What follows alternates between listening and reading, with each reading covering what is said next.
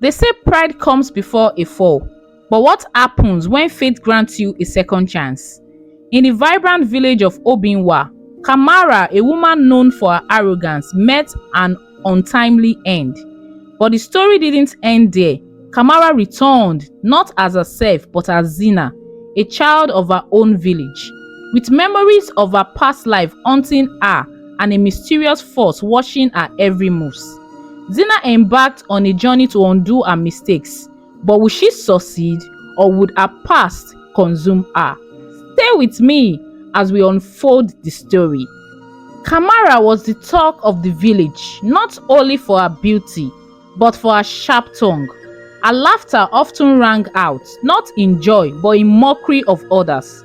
She refused to help with communal work, looked at the poor wrongly, and dismissed the love of Tunde, the humble fisherman, with a cruel laugh. One evening, during a village festival, an old beggar approached her. "Kamara, share your joy with those who have less," the woman pleaded. Kamara waved her off. "Joy? Who did you think you are talking to? You think you can buy joy with cowries? Go and walk like the rest of us." The beggar's eyes gleamed strangely. One day, you will learn that joy isn't in riches, but in a humble's heart. That night, as Kamara crossed the village bridge during a storm, her life changed forever. A single misstep sent her plunging into the river.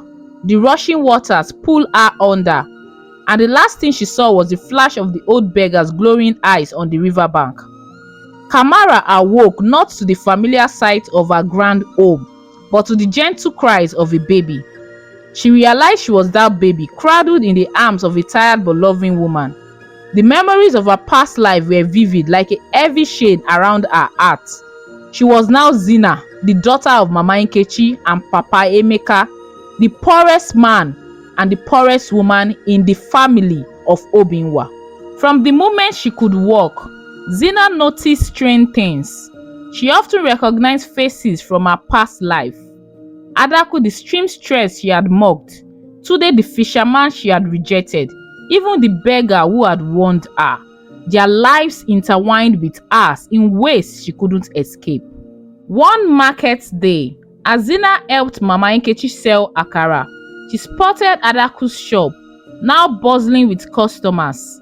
Adaku's fine dresses hung in bright colors, a stark contrast to the ragged clothes Zina wore. Zina felt an overwhelming urge to apologize, but she couldn't. What would Adaku think of a poor girl like her?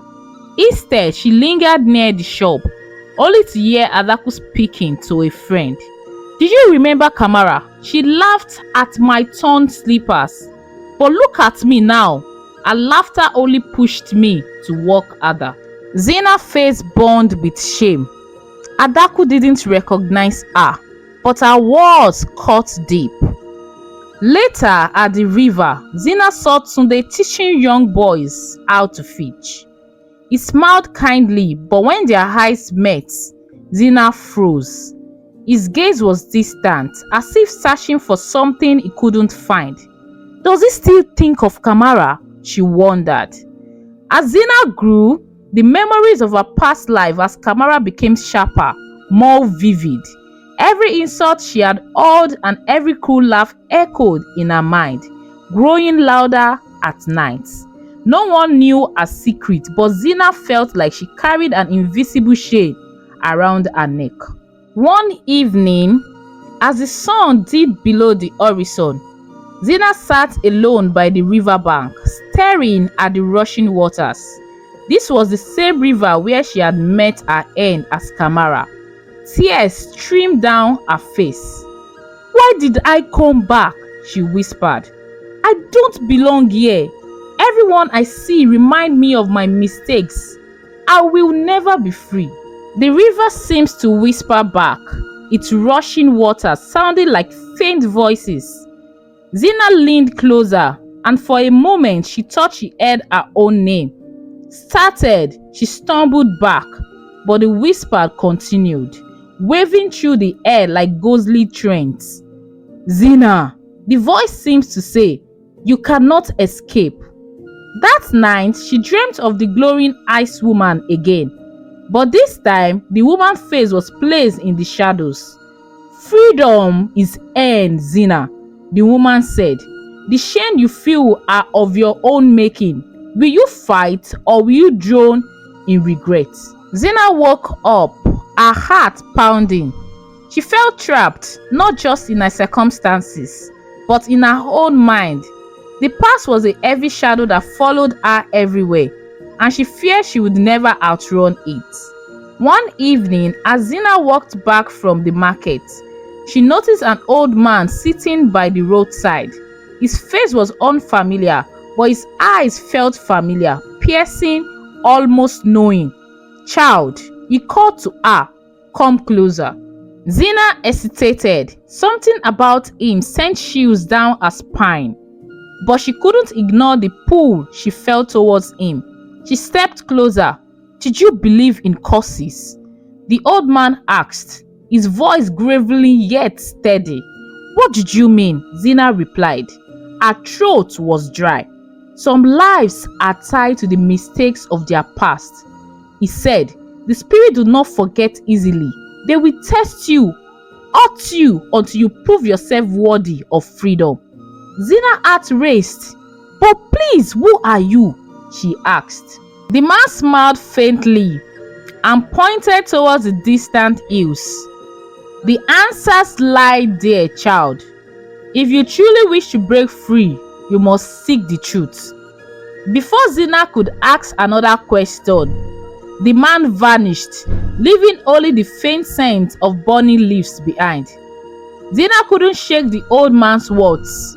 The hills he had pointed to were known as the Hills of Whispers, a place villagers avoided due to tales of wandering spirits and strange happenings. One moonlit night, unable to bear the weight of her loneliness any longer, Zina decided to go. Clutching a small lantern, she made her way to the hills. The air grew colder with each steps, and the usual sound of the night cricket, owls, and rustling leaves vanished. At the top of the hills, Zina found a clearing with an ancient tree at its center. The tree root twisted like skeletal fingers, and at its base was a small stone altar. The air was heavy, as if waiting for something. Zina felt before the altar and whispered, "I don't know why I am here, but I need answers. Why was I brought back? Will I ever be free?" The wind howled, and suddenly the glowing ice woman appeared, a figure materializing from the shadows. "You seek freedom, yet you fear the truth," the woman said. "Look closer, Zina. Your soul has left scars on others, and those scars linger in their lives. You cannot run from them." The tree bark seems to shift, forming images from Zina's past life. She saw Tunde's broken heart, Adaku's tears, and even the beggar's disappointment. But she also saw moments she hadn't noticed before. How Tunde still carved necklaces inspired by her, and how Adaku smiled with pride at her success. Please do not forget to like and subscribe. Your actions echo both good and bad, the woman said. Use them to heal, not to harm. Only then will you find peace. Zina returned to the village with a renewed sense of purpose. She began actively helping those she had hurt in her past life. She worked in Adaku's shop, learning to sew and offering free repairs to those who couldn't afford them. She joined today at the river, helping him teach children how to fish and even carving necklaces alongside him. The villagers began to notice her kindness, and slowly the whispers about her turned from pity to admiration. One day, Tunde approached her with a small wooden necklace. "This is for you," he said. "You have shown us all what it means to change." Zina's eyes filled with tears. For the first time, she felt the weight of her past begun to lift. Years later, as Zina sat by the river, an old beggar approached her. Zina immediately recognized the glowing eyes. Have you found peace? The beggar asked. Zina nodded. I think I have. But please, who are you?